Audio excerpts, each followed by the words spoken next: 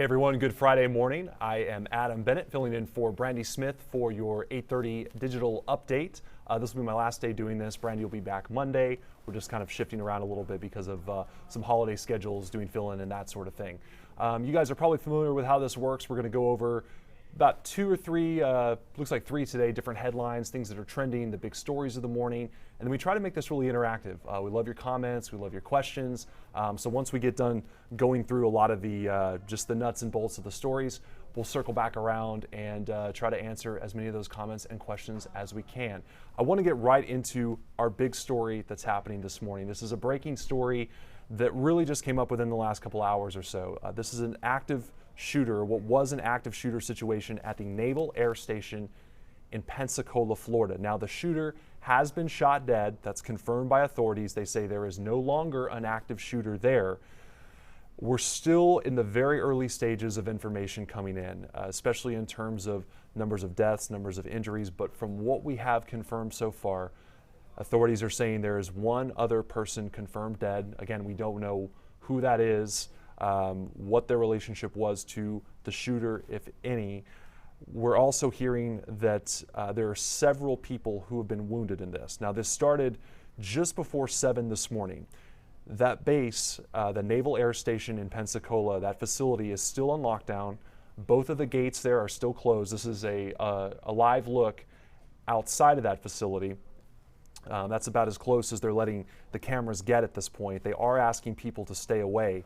CBS is reporting that 5 patients were taken to Baptist Hospital there in Pensacola. There are no conditions available at this point. There's also no info officially on the gunman. This is still an active scene, though, CBS reports, and some of the buildings, they say, are still being searched. Just to give you an idea of where this is in the northwestern corner of Florida in the Panhandle.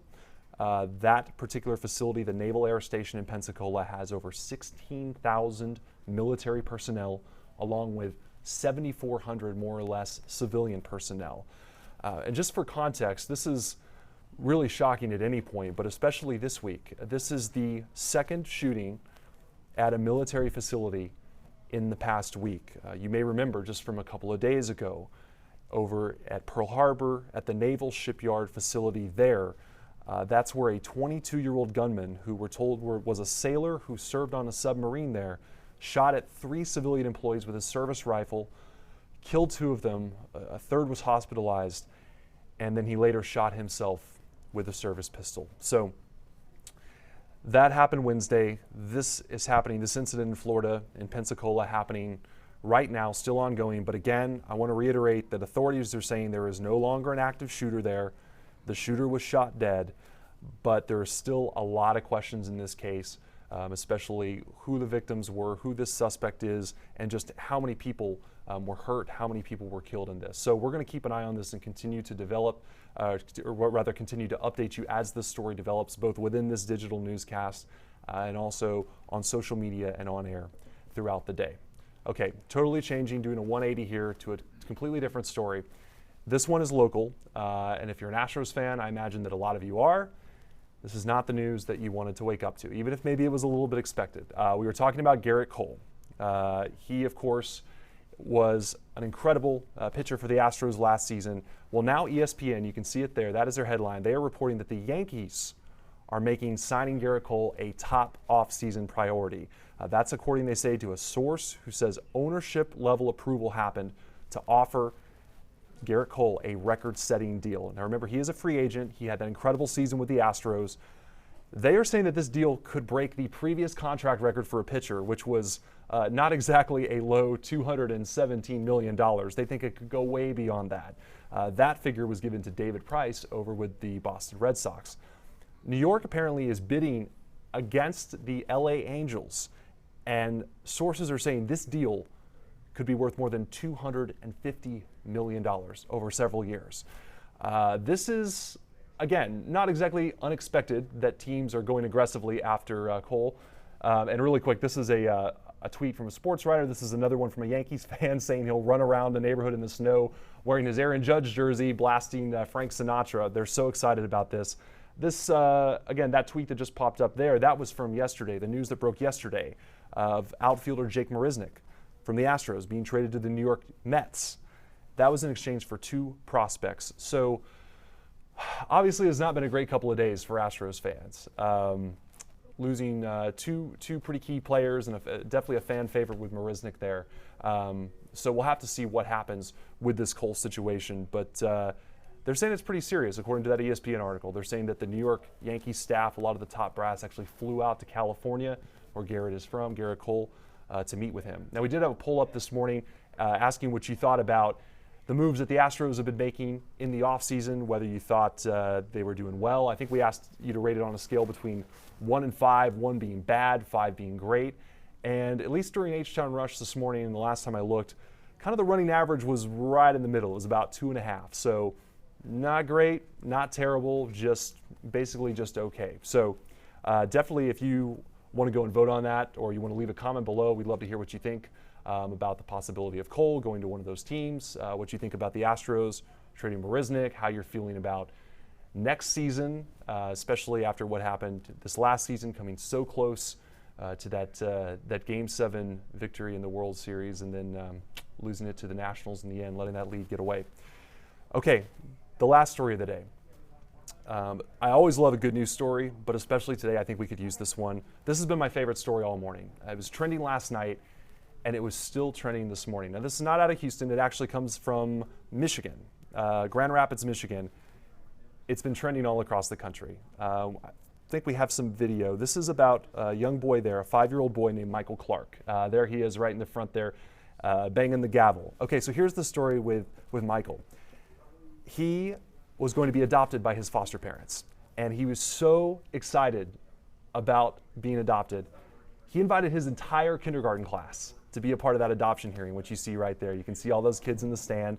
They showed up. There they are with the paper hearts, waving, cheering him on, supporting him. And there's Michael right there when the courtroom, when Michael made it official, when they banged that gavel with the family, the entire courtroom clapped and cheered. That's his dad right there. You can see he's kind of helping interview his dad, who understandably got very, very emotional after seeing that moment. So that was one that just tugged at the heartstrings of all of us this morning on H-Town Rush when we played it.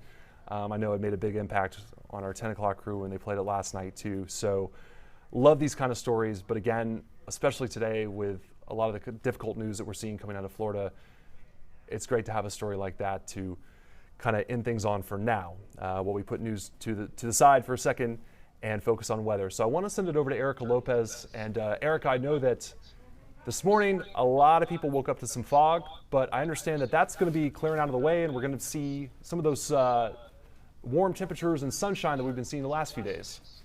Yeah, so conditions are slowly changing, and the reason why it's going to be a gradual change is because there's a very weak front pushing through. So all that fog, we had some areas of drizzle, that slowly is starting to clear out. We can still see a low-level cloud deck if we take a look at our Amagi Bank Tower cam out there. So eventually by this afternoon, we will have clear sunny skies behind this very weak, slow-moving front that's pushing through. So here's what's going on at the moment, temperature-wise, 67 degrees. And it is muggy out there, but we'll be watching this number, the dew point, which is how much moisture is in the atmosphere, start to lower because winds are beginning to transition from a southwest wind. Right now it's westerly, and eventually in the next few hours it will be a northwest wind, and that's going to bring in a drier air mass. So that means more lovely weather for us here in the Houston area.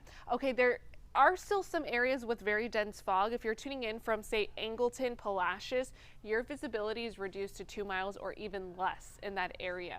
We did not have any dense fog advisories that were issued this morning, but because of the low-level moisture that was out there, very calm winds overnight, and the front approaching, that all allowed for some pretty dense fog to develop throughout the overnight hours into this morning. Front's almost clearing out. You can see winds beginning to transition behind that. Right now, a westerly wind, but it will eventually be a northwest wind.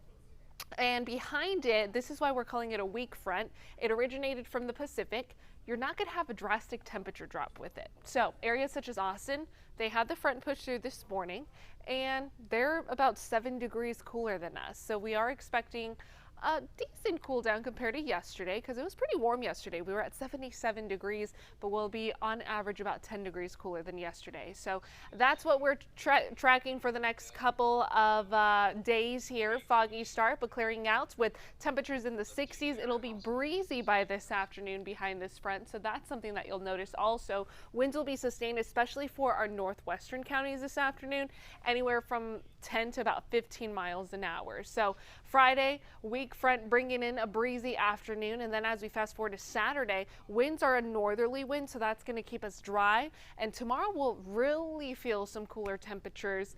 Cooler, not colder, keep that in mind. It's just going to feel like fall overall here in Houston. We have a lovely weekend ahead. Winds transition to a south wind by Sunday. That's why some cloud coverage comes in and temperatures will gradually warm up. So it feels like fall, but it's December, right? So where is the cold air at that makes it feel like Christmas is just around the corner? Well, we will have some of that colder air be able to move on through as we fast forward to early next week. What we take a look at is the jet stream. And whenever the jet stream has a dip, that kind of opens up the door for some colder air to filter in from north. So this is going to be Canadian air that will have the potential to move in by early to mid next week, associated with the next stronger cold front in the forecast. Here's how it's all going to play out. So fast forwarding after a lovely weekend, Monday and Tuesday, rain chances are back. The best chance for rain will be overnight Monday into Tuesday because that's when that stronger front will be able to push through, and that's going to give us a 20-degree temperature drop. So chillier temperatures next week if you're a fan of that. Even morning lows back in the 30s. So we haven't had 30s in a few weeks, so we're excited about that. So just keep that in mind. Lovely weekend, changes next week, and it'll feel more like December as we fast forward into next week. All right, so weather-wise, that's what we're tracking. I'll toss things back to Adam Bennett, and I hope you guys have a happy Friday.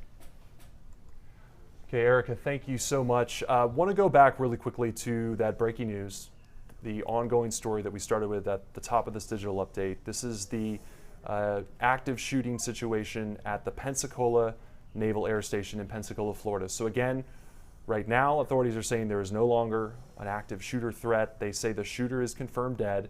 We're now hearing that 2 others besides the shooter were killed in this, and Associated Press is reporting that 11 people were taken to area hospitals. This is a story that started just before 7 o'clock this morning. That base is on lockdown. The gates are shut. Authorities, we're told, are still going building to building, doing their search. So this is very much a fluid story. Details are coming in really every minute or so. A lot of new information on social media. So I want to go over to Jaime really quickly. He's helping monitor the comments, questions. Jaime, I would imagine that a lot of people probably have some questions about what's going on over there in Florida. Yes, I do. I guess people were asking where, who this shooter was shooting at, was aiming at, like who were the targets.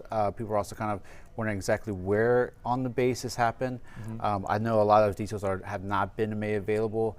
And people are definitely concerned about loved ones that they could possibly on base, and trying to get information about the status of those who were transported to local hospitals. Right, totally understandable. I've seen tweets from people that say, yeah, my family member was working at that facility. I want to know what the latest is with them. I know David Gonzalez, one of our reporters, used to work in Pensacola. He was tweeting this morning, so this is really hitting home for him. And that's the frustrating thing. I haven't seen anything specific about who exactly the gunman was targeting or where exactly on the facility that it happened. We're trying to refresh Twitter and just kind of check our different sources every few seconds. And I know it's frustrating too for viewers, and it's frustrating for us too, because in these kind of situations, unfortunately, we've covered these more than once before. I mean, locally here, of course, wasn't on a military facility, but with an active shooting situation like what happened down in Santa Fe. I covered something seemingly similar to this at Fort Hood a few years ago. And you kind of have to wait for the information to basically trickle in. There's just not a lot. Well, first of all, authorities really don't know a lot right off the bat. They're still in the phase of trying to figure out exactly what's going on, where things happened, what the sequence of events was. A lot of times they're still focused on tending to the injured and doing what really requires that emergency aid off the top, and then the information starts to come after that. And sometimes it can take minutes, a lot of times it can take hours. So we're trying to keep an eye on this too. And for example, I mean, just a minute ago, we gave you that updated number that was different from what we had at the beginning, right? I mean, in terms of 3 people dead, including the shooter. So the shooter and 2 others, 11 people injured. And I imagine that as the day goes on, hopefully not, but a lot of times these numbers do change as the morning goes on. So we'll just have to keep an eye on it. And as soon as we know something, we'll absolutely update you and give you everything that we know. And I'm sure at some point soon, hopefully, once officials can get the scene secured and settled in, hopefully they will provide us an update. And if we do so, we will send out an alert so people can stream that and watch that live, so they can get the latest information straight from officials. So we do encourage you to download the KHOU 11 app, because we will send out a notification alerting our audience of when that will happen, and as soon as they go live. Because right now that's what we're kind of waiting for. Where it's just, just so few details. We don't even know the extent of the injuries of those who are transported. Hopefully they're nothing serious, but these situations you just never know, unfortunately. Yeah, and every situation is different, of course, but unfortunately, like I said, we have covered a number of these both here and just in other places, and there is, like you said, almost that sort of that expectation of what happens next. Usually within, I'd say probably 3 to 4 hours of the initial incident, you'll usually get some kind of a press conference, or you'll have a number of officials. I know several different agencies responded to this, everything from obviously the military personnel at that facility to local law enforcement. I know the sheriff's office has been tweeting out some information. They'll usually give a press conference where several different officials will give their piece of the puzzle and what they know at that point, and also what they're still trying to figure out. I did just see on Twitter a minute ago that a U.S. Navy spokesperson just put out a very brief statement. It really doesn't tell us a lot new, just confirming, yes, there was an active shooter incident at the Naval Air Station this morning. The base is still on lockdown. They are also confirming that the shooter is dead, and they are confirming those 2 additional deaths as well. They're not giving a firm number on injuries. They're just saying multiple injured personnel have been transported to local hospitals, and they're promising to continue to work closely with law enforcement agencies. They also say that they will be providing updates as well on the official U.S. Navy Twitter and Facebook accounts. So, Jaime, I don't know if you're seeing anything else on your end on social media. I'm just trying to keep up with this as much as I can, so if there's anything new, we can get that out. Jason Bortz, who's the spokesperson for NAS Pensacola, also provides some other background and information on the base. He said this base is a training center for all branches of the military, so it is not known yet if the shooter was a member of the Navy or some other branch. He also said that students at St. John's Catholic School, which is next to the base, are on a modified lockdown until the campus gets more information, which is according to the local diocese. But they do say everyone at the school is safe, so they're okay there. Good. Yeah, so I mean, a little bit more background, a little more information there, but still a lot of questions to be answered. Yeah, and from what I had read too, this was just adding on to that piece of information. This is a facility where there are a lot of military personnel, thousands and thousands. It looks like between military and civilian, you're talking about over 23,000 people just in that one facility. So this is, a major facility that was targeted. But like you said, we don't know if the shooter was someone who lived there, worked there. Again, in the case of what we saw the other day at Pearl Harbor at the Naval Shipyard, that was a sailor who was stationed on a submarine there. And I know it's frustrating too that we don't really have a lot of video from that facility as well. What we have seen has been far back, and that's pretty standard as well. When they're doing these investigations, they do tend to keep people pretty far back, especially given that it's still in lockdown. So it's not really clear. You can't look at that video and say, oh, I can tell exactly on the facility it happened in this building or in this side of the facility. Yeah, so we can actually, I mean, we do have that live shot up, and we kind of just switch it over to it just so people can just get an idea about that. But this is as close as our cameras or not our cameras, but cameras are being allowed near the base. As you can see, law enforcement there diverting traffic away from the base. as they continue to try to secure the area and help those who might be impacted by the shooting. But yeah, so when you get shots like this, it's unfortunately you can't. It's hard to make out what it really is happening and really to can tell anything as far as what the latest is and what's going on. And more than likely, when that press conference inevitably happens, it'll either be out there on the street where the cameras are set up and where the law enforcement has set up that perimeter, or they'll have it somewhere off site. It's not going to be to where they're going to let the cameras onto the facility and you'll be able to see exactly what investigators are doing, exactly where this happened. But we are waiting again for that press conference, which almost certainly will happen.